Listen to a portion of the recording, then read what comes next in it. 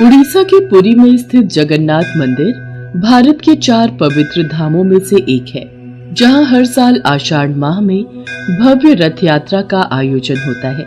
हिंदू धर्म में जगन्नाथ रथ यात्रा का बहुत अधिक महत्व है। जगन्नाथ मंदिर में भगवान जगन्नाथ विराजमान हैं, जो कि श्री हरि विष्णु के अवतार श्री कृष्ण का ही रूप माने जाते हैं। जगन्नाथ का अर्थ होता है जगत के नाथ। आषाढ़ मास की द्वितीय तिथि को ये रथ यात्रा शुरू होती है और शुक्ल पक्ष के 11वें दिन भगवान की वापसी के साथ इस यात्रा का समापन होता है। भगवान जगन्नाथ के मंदिर से जुड़ी एक पौराणिक कथा के अनुसार मध्य भारत में इंद्रद्युम्न नाम के एक राजा रहते थे। उनकी राजधानी का नाम अवंती था। वो भगवान विष्णु के बहुत बड़े भक्त थे और हमेशा भगवान विष्णु के दर्शन के लिए इच्छुक रहते थे। एक बार एक ऋषि घूमते हुए उनके महल में आ पहुंचे और राजा से बोले, राजन, उड़ीसा में भगवान विष्णु के भव्य रूप नील माधव को पूजा जाता है, लेकिन वो जगह उड़ीसा के कौन से हिस्से में है, ये आपको पता लगाना पड़ेगा। क्या आप सत्य कह रहे हैं ऋषि श्रेष्ठ? ये सुनकर तो मेरा मन भगवान विष्णु के दर्शनों को लालायित हो गया है। राजा इंद्रद्युम्न अत्यंत आनंदित हो उठे और तुरंत महल के मुख्य पुजारी के भाई विद्यापति को आदेश दिया कि वो उड़ीसा जाकर नील माधव की खोज करे। राजा के आदेश अनुसार विद्यापति ओडिशा भ्रमण करने निकल पड़े। बड़ी ही लंबी यात्रा के बाद जब विद्यापति ओडिशा पहुंचे, तब उन्हें कुछ गुप्तचरों के माध्यम से पता चलता है कि सबरों के मुखिया विश्ववासु एक गुप्त गुफा के अंदर नील माधव की पूजा करते हैं। विद्यापति विश्वासु के पास गए और बोले, महाशय, कृपा करके आप मुझे देव पूजा का स्थान दिखा दीजिए। मैं विश्वास के साथ यहाँ आया हूँ। नहीं नहीं, मैं तुम्हें उस स्थान पर नहीं ले जा सकता, मुझे माफ करो। अब मैं क्या करूं? यदि ऐसे ही वापस गया तो महाराज को क्या जवाब दूंगा? मुझे कोई और रास्ता ढूंढना होगा। विद्यापति उसी गांव में रुक गया। कुछ ही दिनों में विद्यापति को विश्ववासु की बेटी ललिता से प्यार हो गया और दोनों ने शादी भी कर ली। शादी के कुछ दिन बाद विद्यापति ने अपनी पत्नी से कहा, ललिता, सुनो, क्या तुम नील माधव की सिर्फ एक झलक दिखाने के लिए अपने पिता से कह सकती हो? तुम्हारे पिता तुम्हारी बात नहीं टालेंगे। ठीक है, पिताजी को आने दो, मैं बात कर लूंगी। ललिता अपने पिता से बात करती है। ठीक है, पर मेरी एक शर्त है। विद्यापति मेरे साथ आंखों पर पट्टी बांध कर जाएगा। विद्यापति शर्त मान लेता है, पर वो बड़ी ही चालाकी से अपने साथ कुछ सरसों के दाने ले जाता है और गुप्त गुफा तक पहुंचने के रास्ते को याद रखने के लिए रास्ते में सरसों के दाने गिराते हुए जाता है। गुप्त गुफा में पहुंचने के बाद जब विद्यापति ने नील माधव की दिव्य छवि को देखा, तब वो उन्हें देखता ही रह गया। गुप्त गुफा से लौटकर विद्यापति ने राजा इंद्रद्युम्न को सब कुछ बताया। तब राजा इंद्रद्युम्न भी अपने प्यारे भगवान के दर्शन के लिए तुरंत निकल पड़े। लेकिन जब राजा इंद्रद्युम्न विद्यापति के साथ गुप्त गुफा में पहुंचे, तब उन्हें वहां कुछ नहीं दिखा। नील माधव अंतर्धान हो चुके थे। यहाँ पर तो कुछ भी नहीं है। प्रभु कहाँ गए? महाराज, मैंने यही उनके दर्शन किए थे, पर अब वो यहाँ से अंतर्ध्यान हो गए हैं। राजा इंद्रद्युम्न निराश होकर महल में लौट आए। उसी रात उनके सपने में भगवान विष्णु आए और बोले, राजन, तुम पुरी के समुद्र तट पर जाओ। वहाँ तुम्हें एक लकड़ी का लट्ठा मिलेगा जो पानी में तैर रहा होगा। उसे लेकर आओ और उस लकड़ी से मूर्ति का निर्माण करो। राजा इंद्रद्युम्न ने इस संदेश का पालन किया और वो पुरी के समुद्र तट पर पहुंच गए और वहां उन्हें सचमुच एक लकड़ी का लट्ठा पानी में तैरता हुआ दिखाई दिया। लेकिन राजा इंद्रद्युम्न के सेवकों के लाख कोशिशों के बावजूद भी कोई उस लकड़ी के लट्ठे को उठा नहीं पा रहा था। अंत में कबीले के सरदार विश्ववासु की सहायता से उस लकड़ी के लट्ठे को महल में लाया गया, परंतु उस लकड़ी के लट्ठे से कोई भी कारीगर नील माधव की छवि तराश नहीं पा रहे थे। महाराज, हमारे लिए ये कार्य करना असंभव है। हम इस लकड़ी के लट्ठे से कोई भी मूर्ति नहीं तराश पा रहे हैं। हमें क्षमा कीजिए।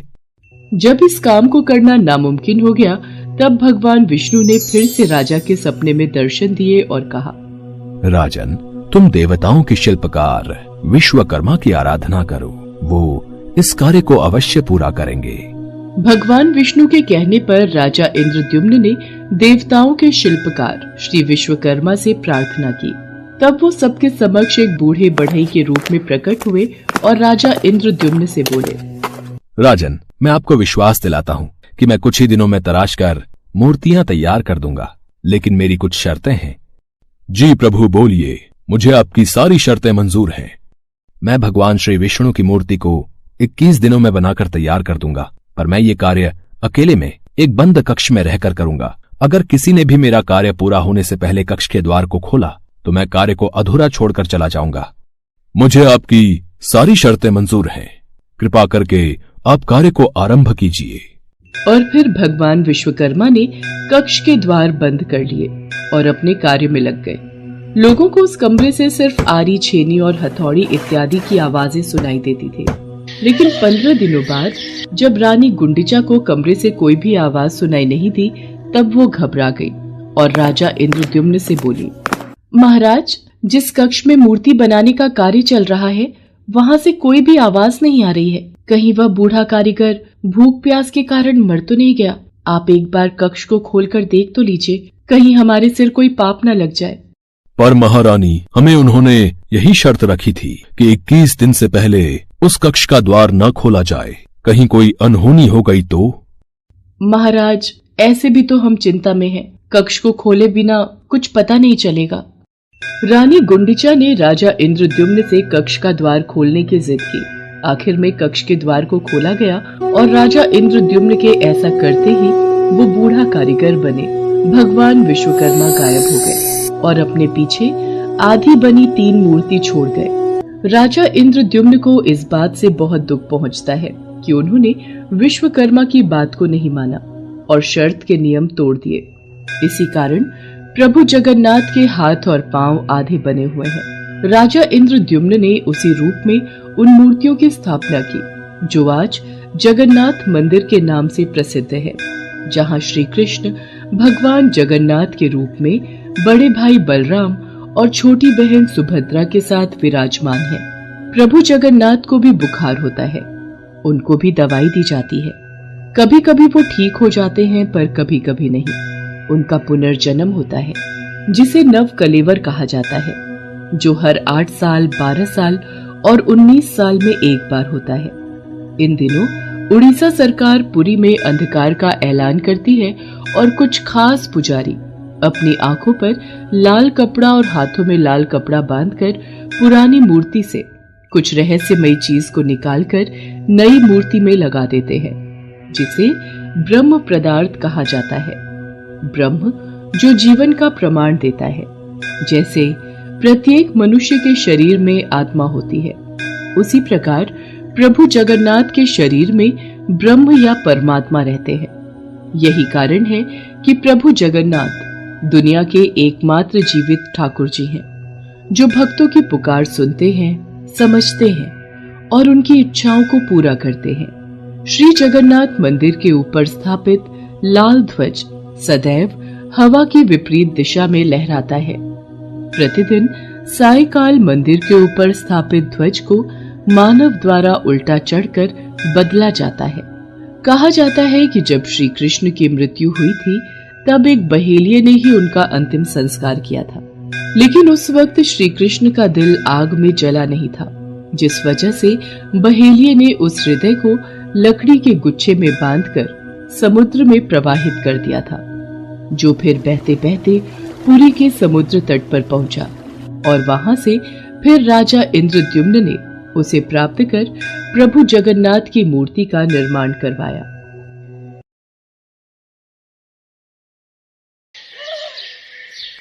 उड़ीसा शहर के छोटे से गांव में माधव दास जी रहते थे। माधव दास जी अकेले रहते थे और भगवान जगन्नाथ जी के भजन किया करते थे, और वो हर रोज भगवान जगन्नाथ जी के मंदिर में दर्शन के लिए जाया करते थे। वो सिर्फ जगन्नाथ जी की भक्ति में ही मस्त रहते थे। उन्हें सांसारिक जीवन से कोई मोह माया नहीं थी। एक दिन अचानक माधवदास जी की तबीयत खराब हो गई। उन्हें उल्टी दस्त का रोग हो गया। वो बहुत ही कमजोर हो गए कि उठने बैठने में भी उन्हें समस्या होने लगी। माधव जी अपना कार्य स्वयं करते थे। वो किसी से मदद नहीं लेते थे। जो व्यक्ति उनकी मदद के लिए आता था उनसे कहते थे, मेरे प्रभु, मेरे जगन्नाथ जी स्वयं मेरी रक्षा करेंगे। ऐसे ही कुछ दिन और बीत जाते हैं। माधव जी की तबीयत और खराब हो जाती है। अब तो वो मलमूत्र भी बिस्तर पर त्याग देते थे, परंतु उन्होंने अपनी भक्ति और आस्था जगन्नाथ जी पर से नहीं छोड़ी। इतना बीमार होने के बाद भी वो नियम से जगन्नाथ जी की आराधना किया करते थे। यही दूसरी ओर जगन्नाथ जी अपने भक्त की उन पर आस्था देखकर अत्यंत खुश थे। तभी बलदेव जी जगन्नाथ जी से कहते हैं, हे प्रभु, आपका प्रिय भक्त इतना कष्ट में है, आप उसे दूर क्यों नहीं करते? उसके पूर्व जन्म के कष्ट हैं जो उसे भोगने ही होंगे, पर उसने मेरी इतनी भक्ति की है, इस कारण मैं पृथ्वी लोक पर जाकर उसकी देखभाल करूंगा। तब स्वयं जगन्नाथ जी सेवक के रूप में माधव जी के पास उनकी सेवा करने के लिए जाते हैं। वो माधव जी की बहुत सेवा करते हैं और उनके गंदे वस्त्र भी भगवान जगन्नाथ जी अपने हाथों से स्वयं साफ किया करते थे और उन्हें स्नान भी कराया करते थे। भगवान जगन्नाथ जी की सेवा से जब माधव दास जी स्वस्थ हुए और उन्हें होश आया, तब भगवान जगन्नाथ जी को उनकी सेवा करते देख वो तुरंत पहचान गए, ये मेरे प्रभु ही हैं। देखो माधव, मुझसे भक्तों का कष्ट सहा नहीं जाता, इसी कारण मैं तुम्हारी सेवा करने के लिए स्वयं आया हूँ। और जो पूर्व जन्म के कष्ट तुम्हारे भाग्य में लिखे हुए हैं, वो तो तुम्हें भोगने ही पड़ेंगे। अगर उस कष्ट को इस जन्म में नहीं भोगोगे, तो तुम्हें फिर से एक और जन्म लेकर कष्ट भोगना पड़ेगा। मैं नहीं चाहता था कि मेरे भक्त को उसके पूर्व जन्म के कष्टों के कारण अगला जन्म फिर लेना पड़े। इसलिए माधव, मैंने तुम्हारी सेवा की। अगर फिर भी तुम कह रहे हो तो मैं अपने भक्त की बात नहीं टाल सकता। अब भी तुम्हारा ये रोग 15 दिन का और शेष है, इसलिए वो 15 दिन का रोग वो मैं ले लेता हूँ। 15 दिन का वो रोग जगन्नाथ प्रभु ने माधव दास से ले लिया। तब से भगवान जगन्नाथ जी 15 दिन के लिए बीमार रहते हैं। तब से आज तक हर वर्ष से यही चलता आ रहा है। ज्येष्ठ पूर्णिमा को भगवान जगन्नाथ जी को ठंडे जल से स्नान कराया जाता है। इस स्नान के बाद भगवान को बुखार आ जाता है। 15 दिनों तक भगवान जगन्नाथ जी को एकांत में एक विशेष कक्ष में रखा जाता है, जहाँ केवल उनके वेधा और निजी सेवक ही उनके दर्शन कर सकते हैं। इस दौरान भगवान जगन्नाथ जी को फल के रस, औषधि एवं दलिये का भोग लगाया जाता है और रोग मुक्त करने के लिए उन्हें काढ़ा भी पिलाया जाता है। भगवान के स्वस्थ होने पर अपने भक्तों से मिलने रथ पर सवार होकर निकलते हैं, जिसे रथ यात्रा कहा जाता है। इस रथ यात्रा में भगवान जगन्नाथ जी के साथ साथ उनके भाई और बहन भगवान बलदेव और देवी सुभद्रा की भी रथ यात्रा निकलती है। रथ यात्रा प्रतिवर्ष आषाढ़ मास की शुक्ल पक्ष की द्वितीय तिथि को निकलती है।